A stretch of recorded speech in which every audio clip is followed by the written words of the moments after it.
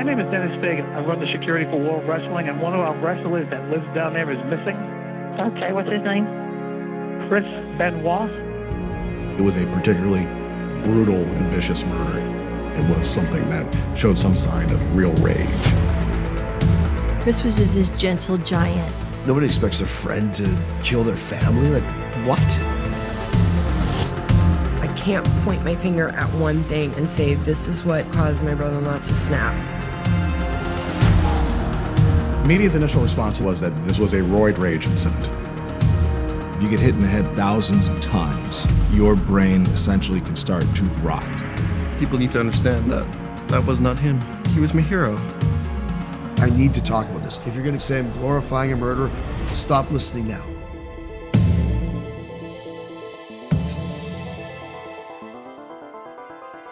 All right, Dre, let me take you back to a time that my childhood died. 2007.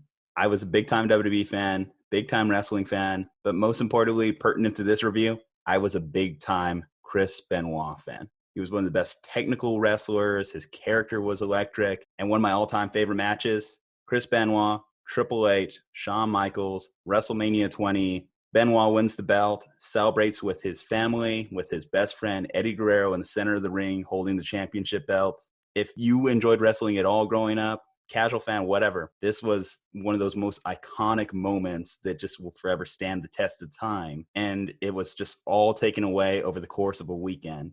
We're here to talk about Vice's documentary they just released, Dark Side of the Ring, episodes 1 and 2 for their second season, focusing on the 2007 tragedy of Chris Benoit, Nancy Benoit, and Daniel Benoit. So join me, obviously, is my co-host, Aundre Huynh. Dre, initial thoughts? It's such a rough documentary to watch, right? Like, it's really one of those documentaries where you know bad things are going to happen.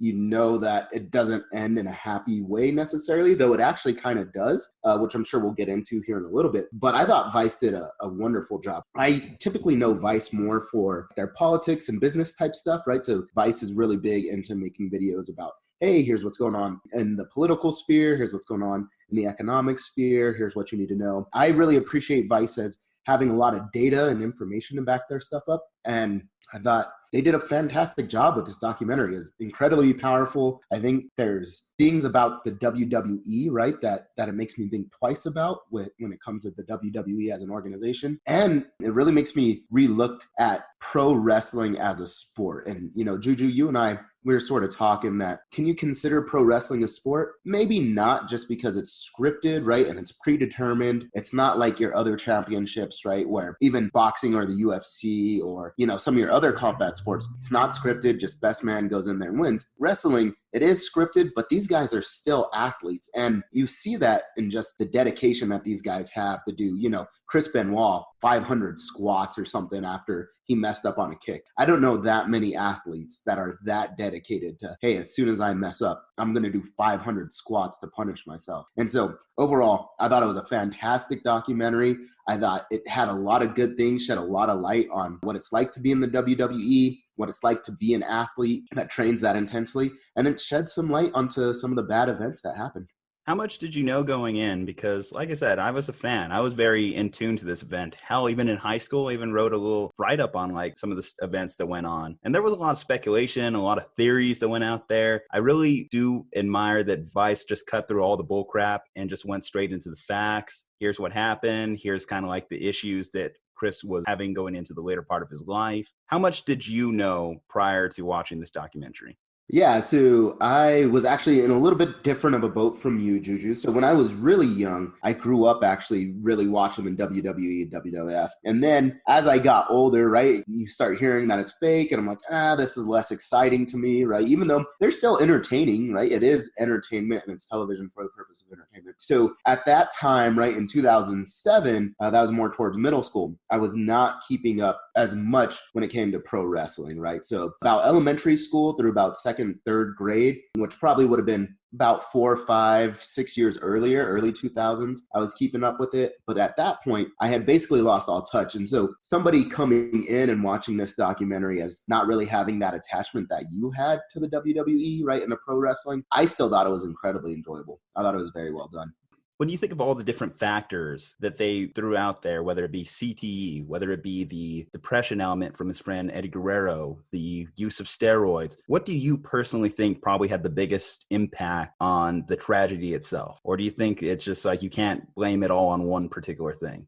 Yeah, so I'm more in the camp of, I think it was a mixture of all of them. But I really think the big mixture really was the loss of his friend. You can just see, and you hear it in the interviews, right? That Eddie Guerrero, once Eddie Guerrero had passed, which was 2005, I believe. So it was very recent. It was a year or two earlier, maybe a year and a half or so. Eddie Guerrero had passed, and you hear a lot of the people giving the interviews, right? Whether it's the family or friends saying, you just see this immediate change in the personality of Chris. And then coupled with the CTE, we've already seen other movies, right? There is the Will Smith movie. I can't remember the name of it, but Concussion. Yeah, was it Concussion? Sure you don't have CTE yourself here, Dre? I might, man. All that wrestling that we did in high school. So Concussion with Will Smith, right? That talks about it in the light of a lot of the pro football players, and we've seen what has happened with them, right? Whether it's driving on the wrong side of the road and blowing up your car, it's committing suicide, you're seeing and hearing things. Aaron Hernandez, we know, right, had CTE. And so I think the two of those things, you're really depressed, and then your brain is in this state of where it's starting to maybe see things, maybe hear things, and you're just not thinking like a normal person. I think all of that mixed together just was really detrimental. One thing that kind of stood out big time to me was the fact that you didn't see any active WWE personalities on this entire documentary. And I think that just speaks more into the fact that the WWE, since that Tuesday night, not that Monday night, but that Tuesday night when Vince McMahon came out and apologized for the tribute show that they did on Monday night, that was the last time that Benoit was even mentioned by anyone on WWE television. And they have done as good a job as they can of just scrubbing his name from existence. And it's tough when you have a performer who is involved in so many iconic matches, so many memorable moments, but they had to go through, literally wipe the slate clean. There was a point, if you watch one of the old movies or stuff, they would literally black out the Chris Benoit figure. He would literally just be a silhouette if he appeared in any iconic matches, any promos. That was the lengths that they went to around that time period. And that's why it's kind of infuriating, honestly, that you still have the arguments out there. Should Chris Benoit be in the WWE Hall of Fame? That's like not an option anymore. You just can't. It would be an impossible task to ask someone like Vince McMahon to do that. Anyone to do that. Any other sport. Look at like O.J. Simpson for the NFL. They practically go through the greatest of lengths to not mention O.J. as much as they can, even though technically O.J. maybe did it, maybe didn't, whatever.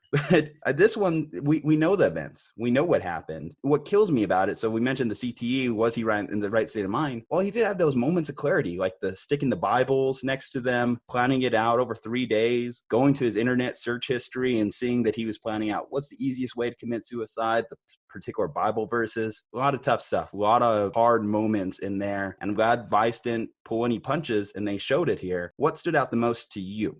I think you've got really great points in all of that, right? Is that it's one, hard to turn around on your stance of, hey, we're no longer going to recognize this individual as ever being associated, right, with our product, with our franchise, anything like that. And so you're exactly right, is even though he was a tremendous champion and incredibly fun to watch, and like we said, he was incredibly dedicated to the sport, right? Anytime that you have an athlete that is that dedicated to their craft, they're going to be fun to watch. And honestly, from the things that it sounded like in this interview, right, in the documentary, it sounded as though he was on that sort of upper echelon with your Kobe Bryants, your Michael Jordans, right? Your Tom Brady's, your guys that are just like, hey, I'm always in the gym. I'm always working out. I'm incredibly dedicated. And it's really sad to not have that opportunity to go be in the Hall of Fame or to even be recognized for all the things you did. And I'm not saying that I blame the WWE for it, right? Like, it makes sense. Do you really want to be associated with somebody that did such gruesome things, right? A double homicide and then a suicide. Yeah. But at the same time, I,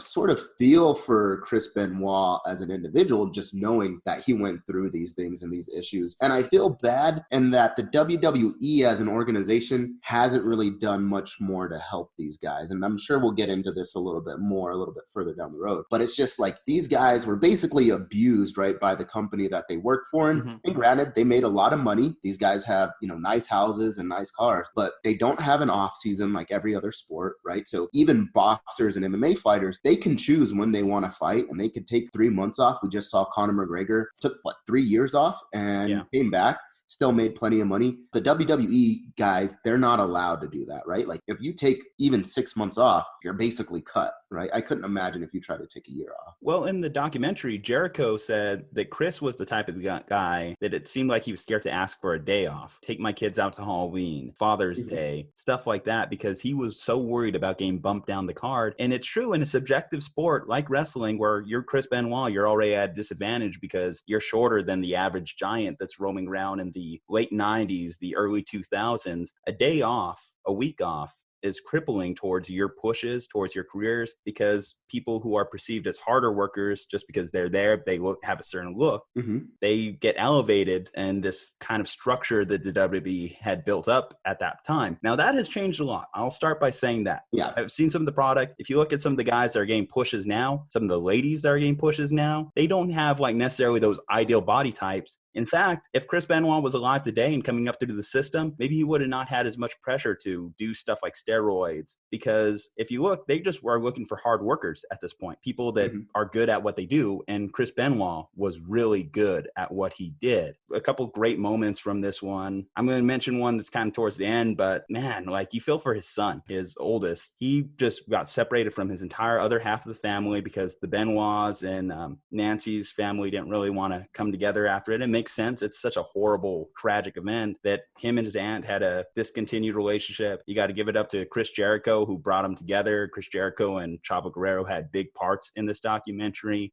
and really held it together. Chris Jericho did bring up an interesting debate. Does Nancy Benoit deserve a place in the Hall of Fame? It's just kind of hard to put Benoit, even just the reference of Benoit, in the Hall of Fame. Could you make a case for her just to be brought in as woman, especially now that we live in the age of the Diva Revolution, Ronda Rousey, Becky Lynch, all these great names, Charlotte Flair getting their prominent spots, which put Nancy Benoit in the Hall of Fame? I think you can swing it, right? Like, so it sucks that she was a victim of such a horrible crime. And you're right. You don't really want Benoit at all associated with your franchise. But I think it would be sort of the honorable thing to do. And a lot of people, and even in the documentary, it had said, she played this sort of role that was very revolutionary for the time, right? She was one of those first, I'm going to be wife / co-manager or manager of, my husband. And she was very involved with the WWE and the wrestlers from the start. Of course, she was married to a different wrestler at one point. And then, What do you think of that one, that the running joke, Kevin Sullivan booked his own divorce? Ouch. I know. Yeah, like that's got to be rough. And I'm sure, Kevin Sullivan and Chris Benoit did not get along the greatest, right? I couldn't imagine, could you say? But he did it to himself. He said, hey, go hang out with this young, attractive upcomer who's ripped, and he doesn't hit you. Well, relatively. Then, at least when they started, right? Yeah, he was a great guy at the time, which I guess, again, just makes this that much more tough, because it's like no one saw this coming. No one saw the spiral of events that led into the tragedy. I want to take you through a timeline for me as a fan. Back in the day, like my dad used to get like the pay-per-view events for us, like to watch on Sundays. Night of Champions, whatever, was the event he was supposed to wrestle at. Anyway, it's just like, wow, why is Chris Benoit not coming out? Why is John Morrison, another wrestler, taking his spot? That's kind of weird. And then just again, leading up to it, Monday Night Raw, Vince McMahon was literally in storyline. He was dead in the storyline. He had his limo blow up in grand WWE fashion to make a whole thing. He had to come out at what was supposed to be a memorial for him to say, listen, guys, this is what happened. All we know is Chris Benoit's dead. They have this 3-hour memorial, and they talked about it in the documentary that wrestlers who did do interviews on that got slandered and bashed over the head, but that's unfair to them. They didn't know. A lot of the details came out like within a matter of hours. And then again, that brings us to that infamous Tuesday night promo where Vince McMahon came out and said, we will not be mentioning him. We will be fully cutting off the name Benoit. Yeah, it's incredibly sad to see him go, right? From what seemed like a genuine, loving husband, loving guy, right? When he had first gotten with Nancy, and then it just slowly, like you said, spiraled throughout the years and got worse and worse. And I think you could just tell that the concussions were starting to add up. And then you're starting to tell that the drugs and alcoholism is catching up to him, the loss of Eddie Guerrero. And then it just fell off a cliff, right? At one point. And, you know, I agree with you. You can't blame these other wrestlers. To them, that was just their friend. And everybody's sort of got skeletons in their closet, right? And so I don't know what a lot of people do in the privacy of their home. So I would have no way of judging that. And so I think it's unfair to hold the WWE responsible for the original tribute that they had put out. I think it's also irresponsible to blame the other athletes and wrestlers on their tributes that they individually put out towards Chris Benoit. But how do you think that they handled that all? Do you think that they handled that appropriately? Do you think saying, hey, we're cutting Benoit off completely was the right thing to do? I think, yeah, you had to. I mean, it was awkward and clunky at the time. Like I said, you literally had DVD sets where they had to go in and put like a black silhouette over him to keep his image from being seen on other wrestlers' previous like highlight reels. And it was awkward. But looking back in hindsight, I think it was the right thing to do. It's rough because, like I said, literally my favorite match of all time involves Chris Benoit. Mm-hmm. And that's hard to like live with as like a wrestling fan. It's just like I can never like look at that match the same with that same level of excitement because I know what comes next. It's like watching a prequel and knowing the type of dark turn that character is going to take in their life and knowing what's going to happen. That's why it's just tragic event that you hope this never happens to anyone else. You hope in the time period leading after the tragedy itself that WWE did take those precautionary steps. It does seem like they have gotten a lot better. There are still a lot of faults, but yeah, so you just hope it gets better and that no other wrestler has this level of just buildup, whether it be depression, drug use, everything that culminated in the loss of a father, a wife, and his child. We got to put a rating on this. I want to say it's a home run. I'm going to give it warning track power just because I feel like that upper echelon, that like 5-star tier, kind of hard to give like a lot of things. You're essentially saying it's a perfect documentary top to bottom. I'm going to give it a 4-star warning track power myself. Yeah, I'm going to agree with you. 4-star warning track power, mostly because there were some things that I didn't like. If I'm got to be, get down to a film critic sort of type of thing, is I didn't like some of the shots. I know it's hard to recreate some of these, right? So there's times where it would be blurred out and you'd see, the police entering the building or something like that. Some of those sort of camera angles, camera shots felt a little bit off. I thought overall it was a good story. I think Vice did a good job of staying very neutral, right? Not taking anyone's side, right? So they didn't take necessarily the side of the Benoit family, didn't take the side of Nancy's family or anything like that. I thought it stayed pretty down the middle, just gave the facts. But you're right, it is hard to be a perfect movie, right? But I do think that this documentary series, it's a 2-part series, was fantastic. All right, guys. Well, hopefully it was informational to you. Hopefully you learned something. Definitely appreciate each other. And we'll see you next time with another great episode. Remember, hit that like and subscribe button.